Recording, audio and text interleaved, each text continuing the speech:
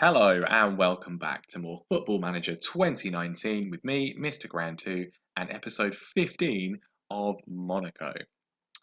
And some good news to start off with. The board have invested 5.25 million to allow the club to comply with financial fair play regulations, and also we signed a new sponsorship deal. I've never seen this before. A new sponsorship deal worth £8 million. The deal will see, with a car manufacturer, I should say, and they will see the car manufacturer equip the first team squad with luxury cars and become a sponsorship ambassador for the growing AS Monaco brand. That sounds nice, doesn't it? And as a result, we have finally gone back to green regarding our financial fair play. We are projected to have a loss for the period of only 888 887, sorry, £1,000. I mean, I wish I had that much money in real life. Um, we'll see how that works out. It'll probably go back to red again at some point. But yeah, certainly some positive signs. As for our league form, then, well, everything really has been a little bit mixed since last time out. Obviously, the successive 2-0 wins against PSG and against Olympiacos in the Champions League. Um, yeah, not great. We immediately lost to Le Havre in Liga. They're one of the promoted sides. They were down in the relegation zone. I'm not really sure how it happened. Well, I am sure how it happened. I kind of got a little bit complacent. Played a rotated side. We didn't play especially badly. It's pretty much a textbook case of FMing, as it's called. We had 20 shots, 6 on target. They had 2 shots, 1 on target, from which they scored just the 56% possession for us. But it was not to be. And we did lose our first league game of the season and only the second league game of the entire save. That brought to end a run of about 35 matches in Liga unbeaten. Very disappointing, but we did bounce back immediately with a 2-1 win against Cannes. This was sort of heading for a similar situation, really, another potential FMing. It was 1-1 for most of the match, certainly most of the second half. And what you can see the stats there.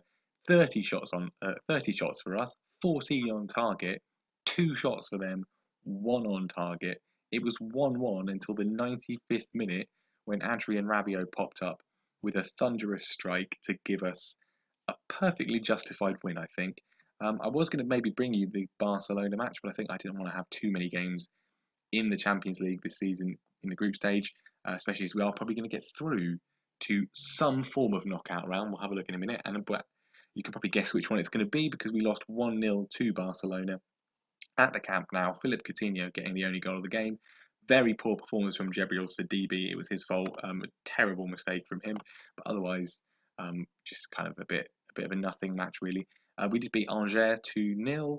Rabiot and Balde getting the goals, and then a very disappointing 3-3 draw with Bordeaux, purely because we took the lead early on through Falcao, who's come back in the side because Pellegri's kind of not done much for a while. They immediately hit back through Lucas Evangelista. We then took a 3-1 lead, looked absolutely fine, coasting home, made some substitutes, and then within minutes, with the last 15 minutes of the game, they equalised with 2 goals.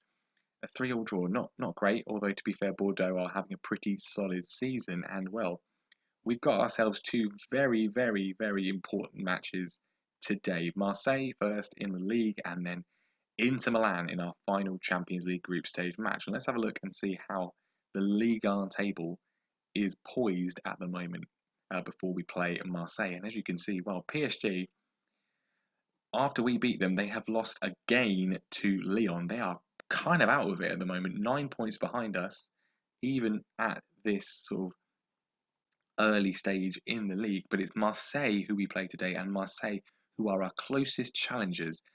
And they're only 2 points behind us, so lose to them, and they will overtake us at the top of League 1. We have also agreed our first transfer for next summer. Predrag Rajkovic is going to join us on a free from Maccabi Tel Aviv. Obviously, a sort of a FM, a kind of a wonder kid. He's 24, but a sort of a young goalkeeper with a lot of recent FM pedigree.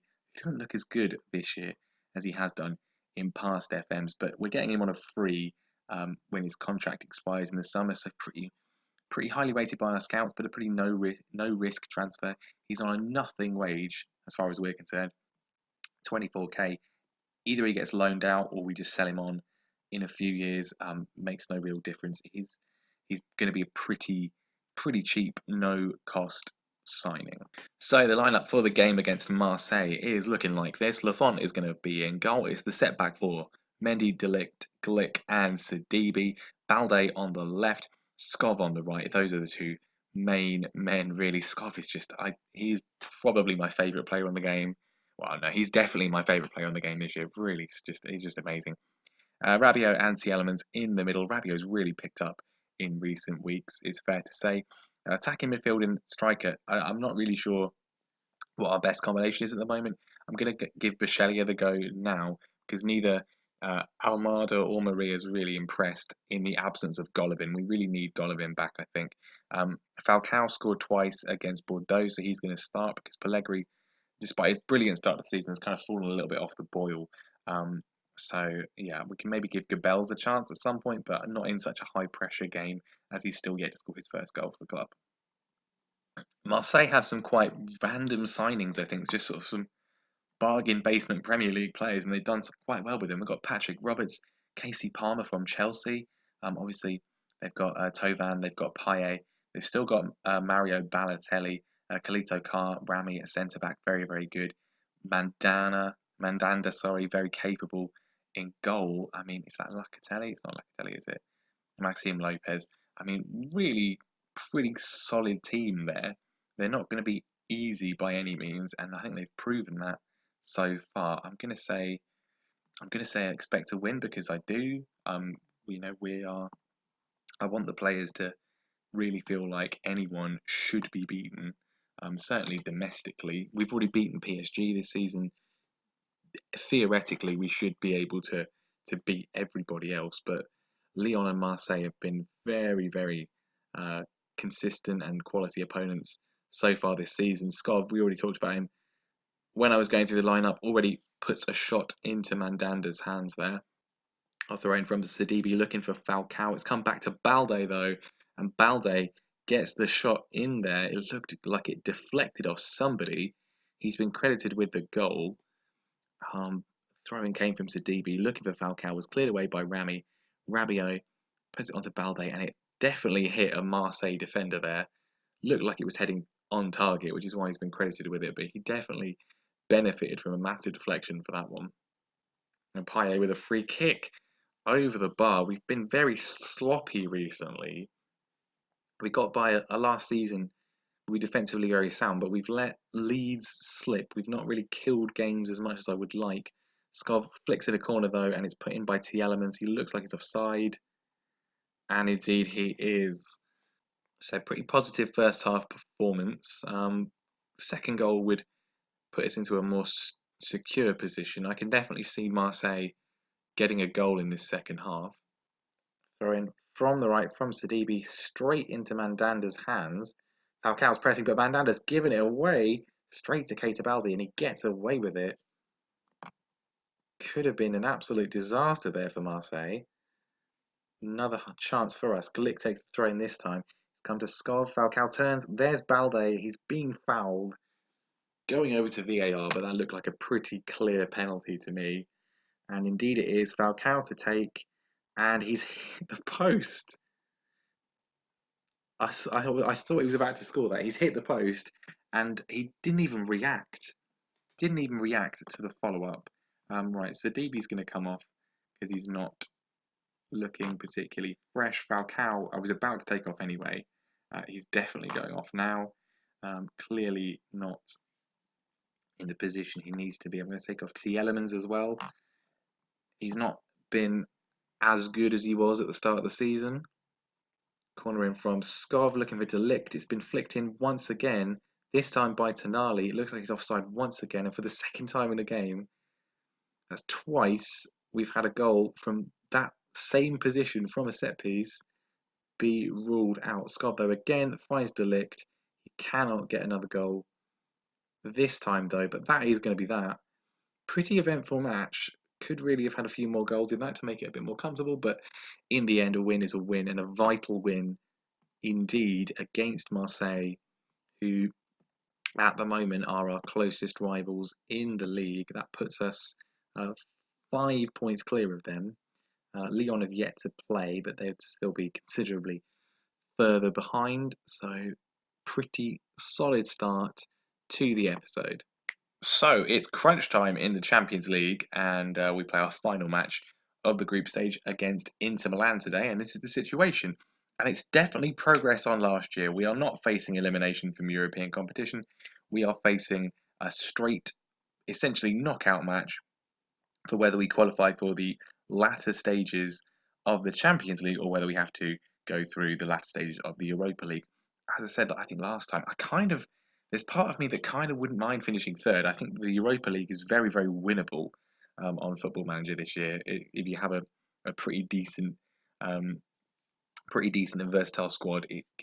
It's considerably easier to win than the Champions League, which we clearly are not good enough to win yet. But if we beat Inter Milan, then I think actually if we beat Inter Milan, we could still possibly not even go through, given that it goes down to head rather than goal difference. And even if it goes down to goal difference, our goal difference is not as good as theirs. So, win, lose, or draw, we probably will end up in the Europa League, but we definitely will not end up in the Champions League knockout rounds unless we do beat Inter Milan here today.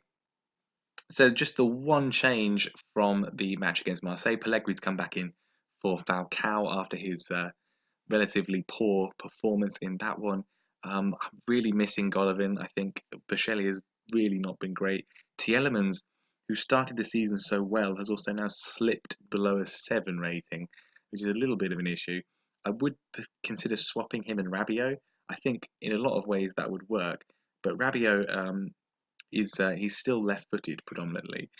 We're training up his weaker foot, his right foot, but he's not there yet. I think he probably will manage to do it, but until that happens, I really don't want to have him playing on the right hand side with a weak right foot. And he as Tielemans has sort of declined a little bit, he has really popped up with some cracking performances. So at the moment, I think we'll probably just leave it as it is. Mauro Icardi, the danger man. Last time against Inter Milan, we need to have an improved performance today. Um, let's get some revenge. Go out there and express yourselves. Really, unless we win, we are definitely, if we don't win, we are not going through to the knockout stages. And I mean, the odds are against us of doing that anyway. But I don't mind. I think it's progress on last year, um, just not completely going out of Europe altogether. Um, I think we could do quite well in the Europa League, given the kind of squad we have. But clearly, our performances against Inter Milan and Barcelona thus far um, are not good enough, and we haven't, really done enough to get particularly far in the Champions League. But we have an early highlight here. Skov with a cracking thunderbolt of a strike against the corner of the crossbar and the post. That would have been nice if that had gone in, but instead Milana breaking forward. Here's Candreva. João Mario forces a fine save from Lafont and is pretty poised early on here. Some good action from both teams. Well, a chance for us here. It's come to Tielemans. I slagged him off at the start. I slagged Pellegrini off at the start as well, but he's responded. The pair of them have responded with an assist and a goal. I did actually literally slag them off, like with the criticising recent form. Seems to have worked. Lovely pass from Tielemans. Brilliant turn and shot from Pellegrini. That's a cracking goal from the Italian. Absolutely brilliant. He had a brilliant start to the season. 4 goals early on. He hasn't really done much since then, but that's his 5th goal of the year and gives us the lead against Inter Milan. But as I feared, our head-to-head record, because we lost 2-0 to them at the San Siro, coupled with our goal difference as well, means that even if things stay the same, we will still finish third because they did better against us when they beat us. 2-0, and it could potentially change. I'm not sure. Well, I'm pleased with how things are going. Keep it up. They are an Italian side, so Italian sides have a sort of a track record for shutting up shop. They're happy with a 1-0 defeat. A 1-0 defeat sees them go through. So we need to find another way of breaking them down, getting ourselves another goal. Bocelli is not playing well either. I might have to bring on Ronnie Lopez at some point soon.